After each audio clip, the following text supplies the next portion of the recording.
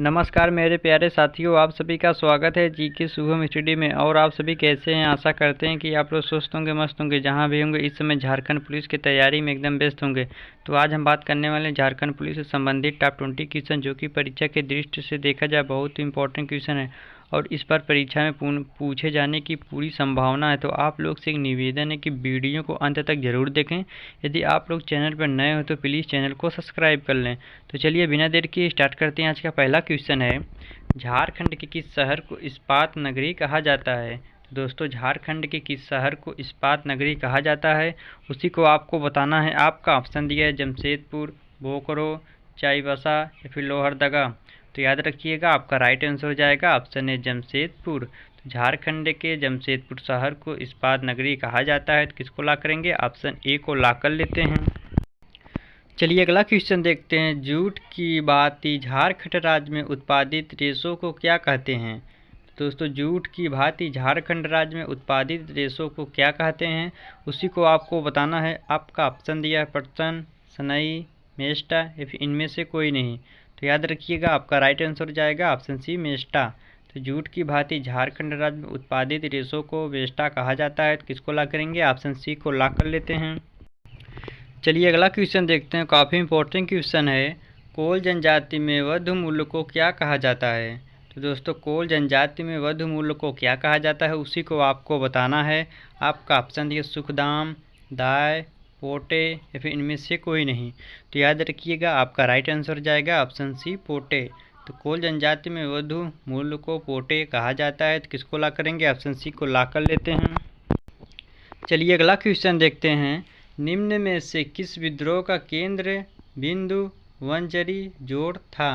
तो दोस्तों, निम्न में से किस विद्रोह का केंद्र बिंदु वनचरी जोड़ था, उसी को आपको बताना है। आपका ऑप्शन दिए तिलक विद्रोह, संताल विद्रोह, पहाड़िया विद्रोह या फिर मुंडा विद्रोह। तो याद रखिएगा, आपका राइट आंसर हो जाएगा ऑप्शन है तिलक विद्रोह। तो तिलक विद्रोह का केंद्र बिंदु वनचरी जोड़ा था। किसको ला करेंगे? ऑप्शन ए को ला कर लेते हैं। चलिए अगला क्वेश्चन देखते हैं। काफ़ी इंपॉर्टेंट क्वेश्चन है।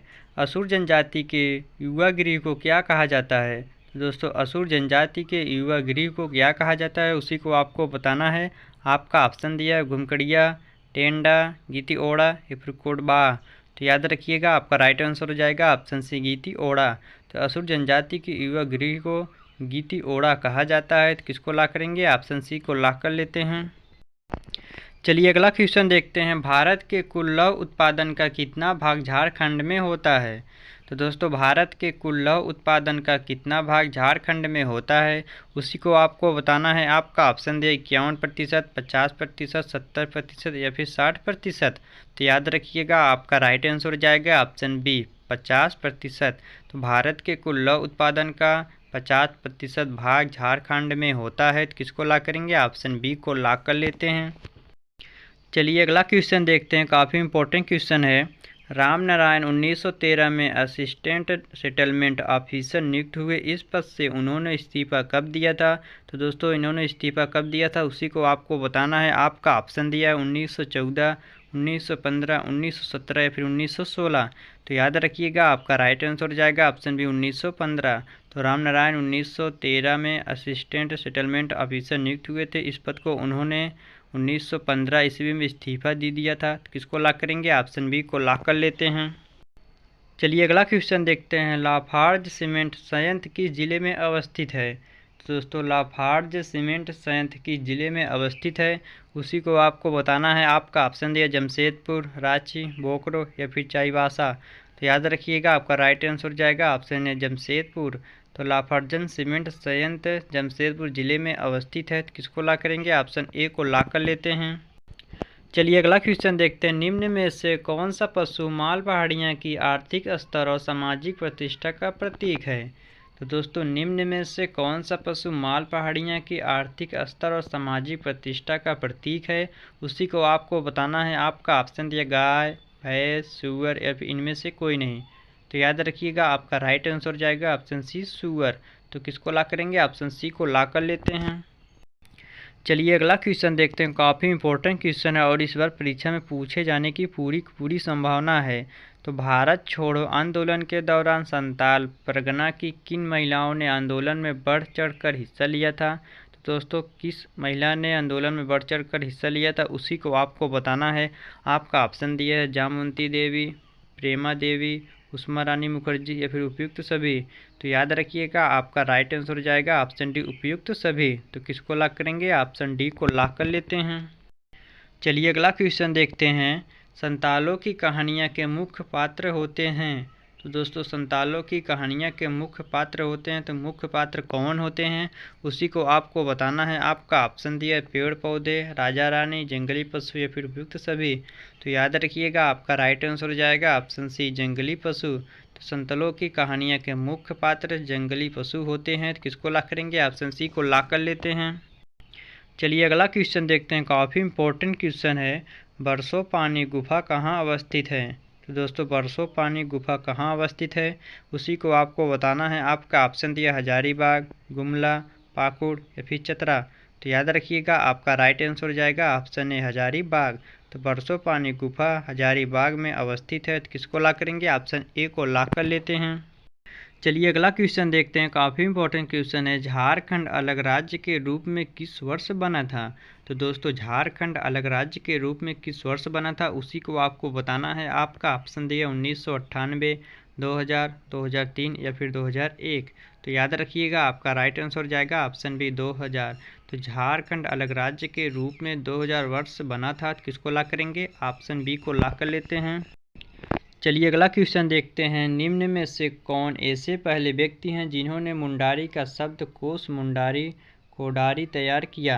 तो दोस्तों निम्न में से कौन ऐसे पहले व्यक्ति हैं जिन्होंने मुंडारी का शब्दकोश मुंडारी कोडारी तैयार किया उसी को आपको बताना है। आपका ऑप्शन दिया समीर किरकट्टा, फूलू इमाम, मनम सिंह मुंडू या फिर इनमें से कोई नहीं। तो याद रखिएगा आपका राइट आंसर हो जाएगा ऑप्शन सी मनम सिंह मुंडू।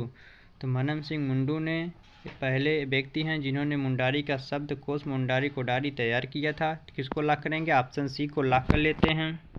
चलिए अगला क्वेश्चन देखते हैं, टिकैत उमराव सिंह व शेख भिखारी को कहाँ फांसी दी गई। तो दोस्तों टिकैत उमराव सिंह व शेख भिखारी को कहाँ फांसी दी गई उसी को आपको बताना है। आपका ऑप्शन दिया पलामू, चतरा, चुटुपालू घाटी या फिर मोहरबादी।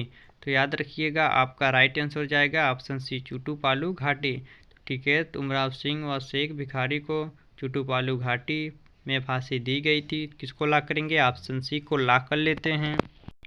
चलिए अगला क्वेश्चन देखते हैं, काफ़ी इंपॉर्टेंट क्वेश्चन है। सर बुलेदे खान ने खोखरा प्रदेश को कब अधीनस्थ किया।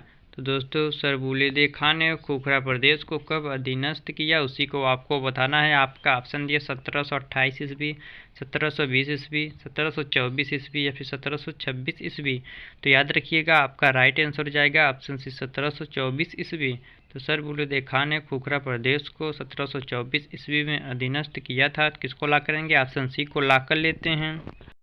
चलिए अगला क्वेश्चन देखते हैं, काफ़ी इंपॉर्टेंट क्वेश्चन है। हिंदी के चर्चित कवि ज्ञानद्रपति को उनके किस काव्य के लिए वर्ष 2006 का साहित्य अकादमी पुरस्कार प्रदान किया गया था। तो दोस्तों कौन सा पुरस्कार प्रदान किया गया था उसी को आपको बताना है। आपका ऑप्शन दिया है संशयात्मा, बागों के फूल, मैं कौन हूँ या फिर इनमें से कोई नहीं। तो याद रखिएगा आपका राइट आंसर जाएगा ऑप्शन है संशयात्मा। तो हिंदी के चर्चित कवि ज्ञानद्रपति को उनके संशयात्मा काव्य के लिए वर्ष 2006 का साहित्य अकादमी पुरस्कार प्रदान किया गया था। तो किसको लॉक करेंगे, ऑप्शन ए को लॉक कर लेते हैं। चलिए अगला क्वेश्चन देखते हैं, सबरों के पंचायत का मुख्य कहलाता है। तो दोस्तों सबरों के पंचायत का मुख्य कहलाता है, तो कौन सा मुख्य कहलाता है उसी को आपको बताना है। आपका ऑप्शन दिया गोडाइत, प्रधान, हुंडा, डाकुओं। तो याद रखिएगा आपका राइट आंसर जाएगा ऑप्शन बी प्रधान। तो सबरों के पंचायत का मुख्य प्रधान कहलाता है। तो किसको लॉक करेंगे, ऑप्शन बी को लॉक कर लेते हैं। चलिए अगला क्वेश्चन देखते हैं, रामगढ़ स्थित कांच उद्योग किस देश के सहयोग से स्थापित किया गया।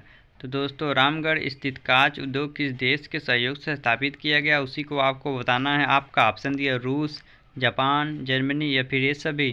तो याद रखिएगा आपका राइट आंसर हो जाएगा ऑप्शन बी जापान। तो रामगढ़ स्थित कांच उद्योग जापान देश के सहयोग से स्थापित किया गया था। तो किसको लॉक करेंगे, ऑप्शन बी को लॉक कर लेते हैं। चलिए अगला क्वेश्चन देखते हैं और आज का अंतिम क्वेश्चन है, झारखंड का पहला अंतर्जातीय आदिवासी संगठन छोटा नागपुर उन्नति समाज की स्थापना कब हुई?